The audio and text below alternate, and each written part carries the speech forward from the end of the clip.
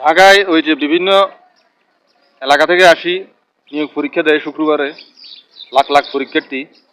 তো এই পরীক্ষার্থীরা আসলে যে জিনিসটা ভোগান্তিতে পড়তে হয় সেটা হইল তাদের মোবাইল, তাদের ওই যে ব্যাগ, এই ফাইল, এগুলা মানে ভিতরে নিয়ে ঢুকতে পারে না তারা। এগুলো বাইরে রাখি, তারপরে ভিতরে ঢুকা লাগে, এবং এগুলো টাকার বিনিময়ে জমা রাখতে হয়।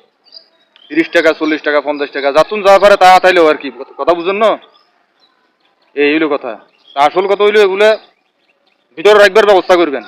শিক্ষার্থীরা কি বলে, পরীক্ষার্থীরা এগুলো 30-40 টাকা বাইরে দিয়ে এগুলা রাখবে কেন? হ্যাঁ, কেন রাখবে এগুলা? এগুলো ভিতরে রাখার ব্যবস্থা করবেন। কোন একবার নকল করিয়ে ওড়ালাইতে আছে, সারা রাত তারা জার্নি করিয়ে তারপরে কি বলে গাড়ি ভাড়া দিয়ে মনে করেন এখানে পরীক্ষা দিতে আসছে। তারপর আবেদন ফি কি কমাইছে? আবেদন ফিটিও বরাবর নিয়ে নিছে।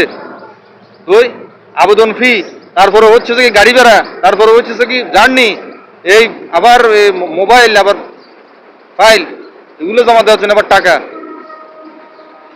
এগুলো দরকার হলে একটু বন্ধ করবেন। আমরা এটা তীব্র নিন্দা জানাই এইসব ঘটনাগুলোর।